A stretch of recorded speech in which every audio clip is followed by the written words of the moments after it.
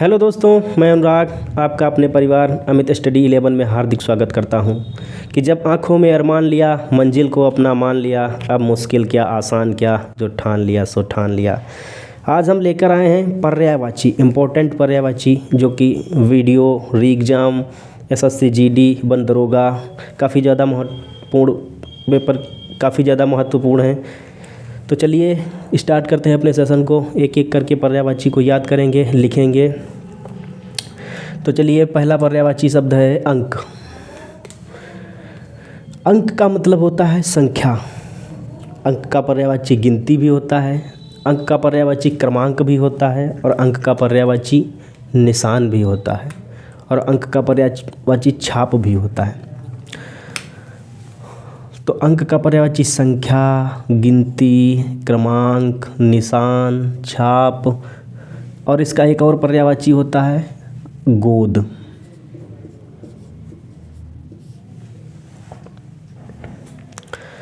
तो इसी तरह से अगला प्रश्न है, अगला है पर्यायवाची शब्द अंग। अंग के पर्यायवाची जानते हैं। अंग का पर्यायवाची होता है अवयव, हिस्सा, भाग, काया, खंड, अंश, उपांश, घटक, टुकड़ा। अंश का मतलब होता है, अंग का मतलब होता है एक हिस्सा। शरीर में अंग का मतलब होता है काया। तो इसी तरीके से अंश का मतलब अवयव भी होता है, अंश का मतलब पर्यायवाची अंश भी होता है, काया भी होता है, हिस्सा भी होता है, भाग भी होता है, खंड भी होता है, उपांश भी होता है, घटक भी होता है, और टुकड़ा भी होता है। इसी तरीके से और भी इसके पर्यायवाची शब्द हैं जो कि इम्पोर्टेंट थे, मैंने लिख दिए हैं। अगला प्रश्न है, अगला पर्यायवाची शब्द है अग्नि। अग्नि काफ़ी ज़्यादा इम्पोर्टेंट है। अग्नि के पर्यायवाची शब्द हैं आग, अनल, पावक, दहन, हुतात्म, जातदेव, कृशान, वैश्वानर, अरुण, और जो है यहाँ जो काफ़ी इम्पोर्टेंट है वो लिख दिए गए हैं। तो अग्नि का आग, अनल, पावक, दहन, हुतासन, जातदेव, कृशान, वैश्वानर, अरुण। इसके बाद है अमृत। अमृत भी काफ़ी ज़्यादा इम्पोर्टेंट है। तो अमृत के हैं अमीय, पीयूष, मधु, सुधा, सोम, सुरभोग, जीवनोदक, सुभा। अमृत काफ़ी ज़्यादा इम्पोर्टेंट है। तो इसके मधु, इसका जीवनोदक, सुभा काफ़ी ज़्यादा इम्पोर्टेंट है। अगला पर्यायवाची शब्द है अश्व। अगले पर्यायवाची से पहले कुछ डिस्कस कर लेते हैं। डिस्कस ये करना है कि एसएससी जीडी की 24,369 पद, काफ़ी बेहतरीन चांस है आप लोगों के पास। तो लगातार जुट जाइए, कम से कम 7 से 8 घंटे का प्रॉपर शेड्यूल बनाइए, क्योंकि इस बार एसएससी जीडी पार करके दिखाना है आप लोगों को। तो एसएससी जीडी में सिलेक्शन लेने के लिए आप जुड़िए अमित स्टडी 11 के साथ, जो कि लेके आया है आपके लिए सभी क्लासेस। प्रॉपर वे से सभी क्लासेस दी जा रही हैं। चलिए, बिना समय को गंवाते हुए अगले प्रश्न की तरफ चलते हैं। अगला पर्यायवाची शब्द है अश्व।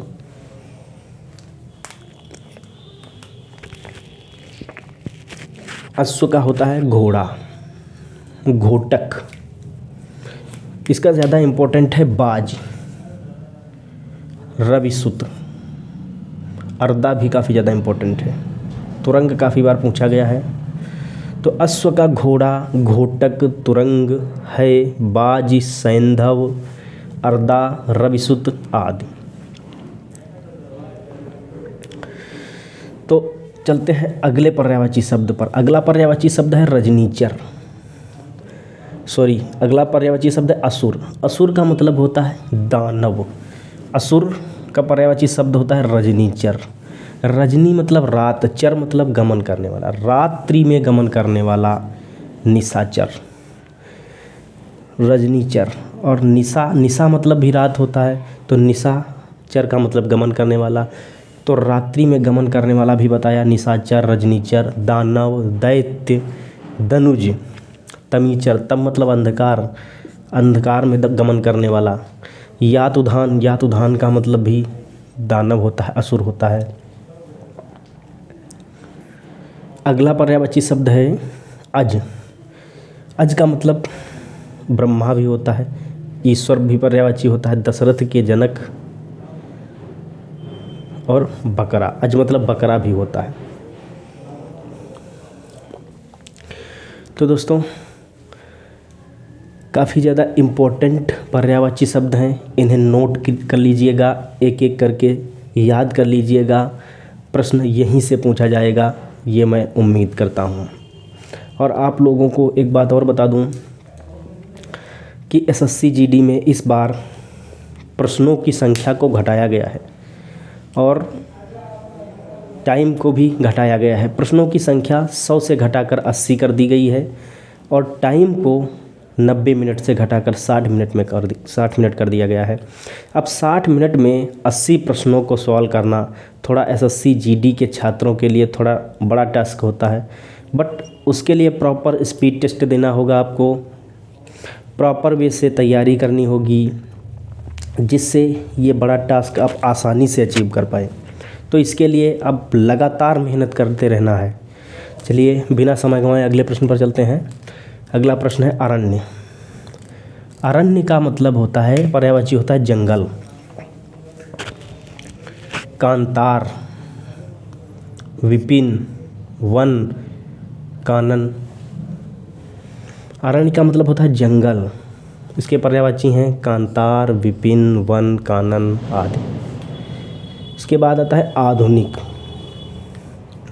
आधुनिक का पर्यायवाची, आधुनिक मतलब नया, नवीन, नूतन, नव्य, अधुनातन। तो इसके पर्यायवाची हैं अर्वाचीन, नूतन, नव्य, नवीन, अधुनातन। इसके बाद है आरंभ, जिसे कहा जाता है आरंभ, किसी चीज़ का आरंभ किया गया, मतलब श्री गणेश किया गया। आरंभ का मतलब होता है श्री गणेश, अर्थात आरंभ का पर्यायवाची श्री गणेश, शुरुआत, सूत्रपात, प्रारंभ, उपक्रम आदि होता है, आदि इनके पर्यायवाची होते हैं। इसके बाद है आम। आम, आम का जो काफ़ी ज़्यादा इम्पोर्टेंट है पर्यायवाची वो है मधुरासव, अम्ब। अब रसाल से पता चल जाता है आम की बात, आम्र से पता, फलराज से पता, पिक बंधु थोड़ा इम्पोर्टेंट है, अमृत फल तो आम को कहा ही जाता है। तो जो इम्पोर्टेंट होते हैं उन पर टिक कर लीजिए, बाकी याद करने वाले होते हैं, याद होते हैं थोड़े, और कुछ जो याद नहीं होते हैं इम्पोर्टेंट होते हैं, इम्पोर्टेंट पे टिक कर लीजिएगा। तो अगला है आंसू। आंसू का पर्यायवाची शब्द अश्रु, नेत्र नीर, नयन, नेत्रवारी, नयन नीर आदि होते हैं।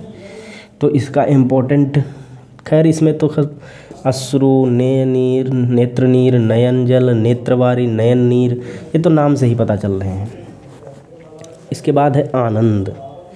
आनंद का आमोद, प्रमोद, विनोद, उल्लास, प्रसन्नता, सुख, हर्ष, आह्लाद आदि होते हैं। तो इसका आमोद, प्रमोद, विनोद, उल्लास, प्रसन्नता, सुख, हर्ष, आह्लाद आदि होते हैं। तो ये परीक्षा की दृष्टि से उतना इम्पोर्टेंट नहीं है, बट लिख लीजिएगा, इसे याद भी कर लीजिएगा, कुछ कहा नहीं जा सकता कि क्या पूछ दिया जाए। उसके बाद है अनार। अनार का पर्यायवाची होता है सुनील, वल्क फल, इसका वल्क फल काफ़ी ज़्यादा इम्पोर्टेंट है। मणि बीज, बीदाना, दाड़िम, बीज दाड़िम का समझकर भ्रांति से, ये एक इम्पोर्टेंट है। और सुखप्रिय, ये भी इम्पोर्टेंट है। तो अनार का वल्क फल, दाड़िम, सुखप्रिय, ये काफ़ी ज़्यादा इम्पोर्टेंट है। बाकी इसके पर्यायवाची सुनील, मणि बीज, बीदाना, राम बीज, सुखप्रिय, दाड़िम आदि होते हैं। तो दोस्तों आज के लिए इतना ही। उम्मीद करता हूँ आपको सेशन अच्छा लगा होगा, काफ़ी ज़्यादा पसंद आया होगा। तो दोस्तों अगर वीडियो पसंद आया हो तो वीडियो को लाइक कीजिए, चैनल को सब्सक्राइब कीजिए। दोस्तों वीडियो को ज़्यादा से ज़्यादा शेयर करने का प्रयास कीजिए। तो मिलते हैं अगले सेशन में। Okay, take care, bye bye.